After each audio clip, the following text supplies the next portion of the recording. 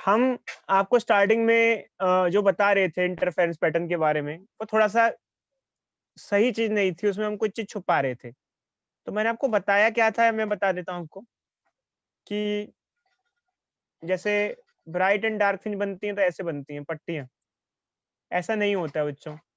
Dark and bright strips नहीं होती हैं, ये गलत है।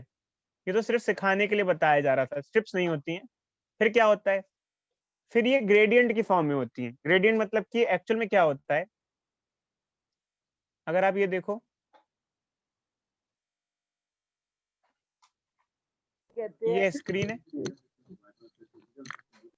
ये ब्राइट फ्रिंज है। किसी का माइक ऑन है क्या? ये ब्राइट फ्रिंज है। इसके बगल में इससे थोड़ी-सी लाइटर ब्राइट होती है। मतलब ब्राइट फ्रिंज मोटी, ये जो मोटी होती है, ये पूरी ब्राइट फ्रिंज नहीं होती है, ये स्ट्रिप्स नहीं होती हैं। एक ब्राइट फ्रिंज एक सिर्फ़ लकीर होती है, उसके बगल में उससे थोड़ी-सी डल व्हाइट होती है। तो ब्राइटनेस धीरे-धीरे ग्रेडियंट कम होता है। होते-होते वो डार्कनेस की तरफ बढ़ती जाती है और डार्क हो जाती है और डार्क होते-होते ब्लैक हो जाती है। तो इस तरीके से डार्क और ब्राइट फ्रिंजेस होती हैं, ऐसे नहीं होती कि पट्टी हैं जो स्ट्रिप्स हैं। लेफ्ट साइड वाला ये सिर्फ़ एक तरीके से धोखा था।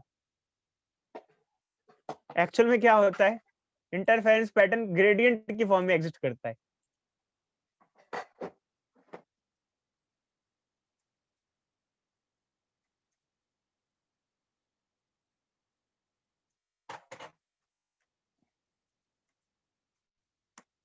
ग्रेडिएंट की फॉर्म में एग्जिस्ट करता है। ग्रेडिएंट मतलब कि अ, एक स्ट्रिप सिर्फ ब्राइट होती है और एक सिर्फ एक पतली सी लाइन सिर्फ डार्क होती है और बाकी उसके इंटरमीडिएट इंटेंसिटीज वाली होती हैं। मतलब कि ब्राइट के बगल में लेस ब्राइट, फिर उसके बगल में लेस ब्राइट, फिर लेस ब्राइट, फिर लेस ब्राइट करते करते करते डार्क।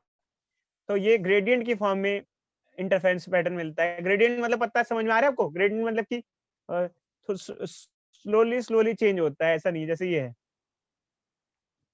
दिखा रहे हो? अच्छा, कहाँ खुली? ये देखो अच्छे।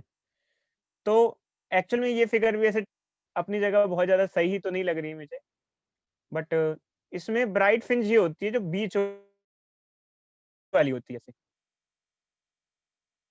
ये ब्राइट होती है। देख रही हो अच्छे, लकी ड्रॉ की है, यस सर। ये पूरी ब्राइट होती है और ये पूरी डार्क होती है, इसके बीच वाली ये डार्क फ्रिंज होती है। और बाकी क्या होता है, इंटरमीडिएट इंटेंसिटी इनके बीच की, और स्लोली स्लोली इंटेंसिटी चेंज हो रही होती है। व्हाइट के बगल में लेस, ऐसे ये पतली सी ब्राइट फ्रिंज होती है। और फ्रिंज विड्थ क्या होता है इसमें, जैसे फ्रिंज विड्थ डार्क से डार्क की दूरी हो गई, ये जो दूरी होती है फ्रिंज विड्थ होती है, ये फिर ब्राइट से ब्राइट की दूरी फ्रिंज विड्थ होती है ऐसे। तो अब आपको एक चीज समझ में आई होगी कि ब्राइट फ्रिंज जो मोटी सी जो वो होती है स्ट्रिप, वो नहीं होती है, एक लकीर होती है जो बहुत ब्राइट होती है, उसे ब्राइट फ्रिंज कहते हैं। उसके बगल में एक और लकीर होती है, उससे कम ब्राइट होती है, उसके बगल में एक और लकीर होती है, उससे और कम ब्राइट होती है, उसके बगल में एक और लकीर होती है और उससे कम ब्राइट होती है। ऐसे करते करते करते करते करते फिर डार्क हो जाती है, डार्क होते होते बहुत डार्क हो जाती है, और जो बहुत ज्यादा डार्क होगी वो क्या होगी, डार्क फ्रिंज होगी। फिर उसके बगल में फिर से डार्कनेस कम होते होते ब्राइटनेस बढ़ती जाती है। तो ये कहानी होती है, समझे या नहीं समझे? अब देखो अच्छे, यहाँ पर जैसे इंटरफेरेंस होता है, तो जहाँ पर ब्राइट फ्रिंज बनी वहां पर इंटरफेरेंस हुआ होगा, तो वहां फेज डिफरेंस 0 डिग्री हुआ होगा। और जहाँ डार्क फ्रिंज बनी वहां दो वेव्स का इंटरफेरेंस का जो फेज डिफरेंस होगा वो पाई होगा या 180 डिग्री होगा। तो बीच में कहीं इंटेंसिटी की बात की जाए तो वो इनके बीच की होगी। अब जैसे हमने स्टार्टिंग में आपको इंटेंसिटी पढ़ाई थी, तो हमने दो ही केस डिस्कस किए थे, वो कि जो कि था 0 या 4 आई। जैसे हमने कहा था कि अगर स्लिट्स की इंटेंसिटी सेम हो, स्लिट की विड्थ सेम हो, और यहाँ से भी आई इंटेंसिटी और आई इंटेंसिटी की लाइट आ रही हो, तो जो ब्राइट होगी उसकी इंटेंसिटी तो 4 आई हो जाएगी और जो डार्क होगी 0, 4 आई 0। तो ये इस तरीके से नहीं होती है जैसे हम दिखा रहे हैं।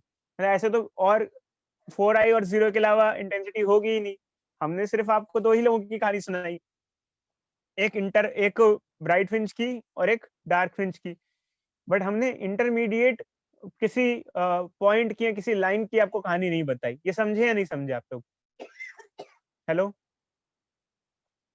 Hello. Yes sir, yes sir. जैसे मान लो कोई एक लाइन है, कोई एक पॉइंट है, जैसे ये वाली लाइन, यहाँ पे आसपास देखो या इसके आसपास देखो, मतलब ना तो बहुत ब्राइट है ना तो बहुत डार्क है, तो यहाँ की इंटेंसिटी क्या होगी, तो उसे कैसे निकालें? तो अच्छा, ऐसे किसी पॉइंट पे अगर आपको इंटेंसिटी निकालनी है तो भाई फॉर्मूला तो यही है रिजल्टेंट इंटेंसिटी का, I1 plus I2 plus root 2I1 I2 cos theta. इसमें भी अगर स्लिट की विड्थ बराबर हो तो ये I1 और I2 बराबर होता है और वो I हो जाएगा। तो लगा दो भाई फिर से formula, this will be I1 plus 2 I1 I sorry I cos theta और cos फाई। क्या हो जाएगा ये? 2I plus 2I cos theta 2I1 plus cos theta, मतलब ऐसा फॉर्मूला हमें मिलेगा। कब मिलेगा ये ऐसा फॉर्मूला? तब मिलेगा जब इंटेंसिटीज बराबर हो दोनों सेट से। खैर, अब ये कहानी है कि मान लो कि हमने हमने दो ही लोगों की बात की, एक जिसमें दो वेव बिल्कुल दोस्त थी उस पॉइंट की, कंस्ट्रक्टिवली मिल रहे थे ऐसे आके, और एक जिसमें दोनों ही वेव्स डिस्ट्रक्टिवली मिल रहे थे। बट हमने ऐसे किसी पॉइंट की बात नहीं की जो इंटरमीडिएट हो, बट अब हमें उसकी बात करनी पड़ेगी। समझे या नहीं समझे? बोलो बच्चों। इंटरमीडिएट मतलब जिसमें ना ही फेज डिफरेंस 0 डिग्री का हो, ना ही फेज डिफरेंस 180 डिग्री का हो, कोई बीच का हो। तो अब यहाँ से यहाँ की कहानी है इस क्वेश्चन में, जो हमारा क्वेश्चन है यहाँ पर प्रीवियस ईयर का, इसकी कहानी है। तो क्या कहानी है बच्चों, ये देखो। कह रहा है किसी एक पॉइंट पे इंटेंसिटी मिली के यूनिट, जहां पर पाथ डिफरेंस वेव्स का लैम्डा था। मतलब किसी पॉइंट पे दो वेव्स गई, इंटरफेरेंस हुआ, और इंटरफेरेंस होने के बाद जहां जिस पॉइंट पे पाथ डिफरेंस लैम्डा था, वहां जो रिजल्टेंट इंटेंसिटी थी वो के थी। अच्छा बच्चों, ये किसकी बात कर रहे हैं हम आपको बता दें।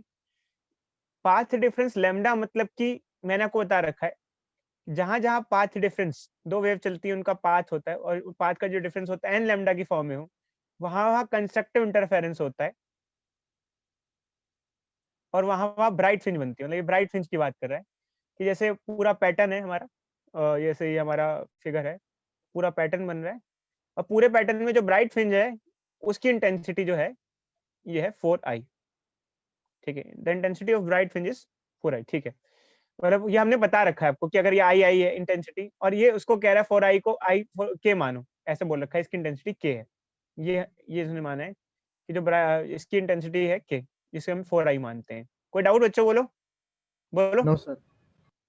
बट फिर ये कह रहा है कि किसी एक पॉइंट पे पाथ डिफरेंस वेव का लैम्डा बाय 3, जैसे मान लो कोई एक पॉइंट है, रैंडम सा पॉइंट उठा ले, बीच में कोई पॉइंट है जिसको कोई पूछ नहीं रहा फिलहाल। एक्चुअली क्या है कि क्योंकि पूछ तो उन्हीं की होती है जो ये जब बहुत ज्यादा ऊपर होते हैं, बहुत ज्यादा नीचे होते हैं, या बहुत ज्यादा अच्छे होते हैं, बहुत ज्यादा बुरे होते हैं, दोनों की पूछ होती है।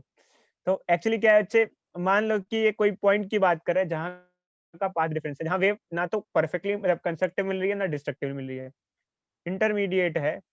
तो ऐसे पॉइंट की हमें बात करनी है।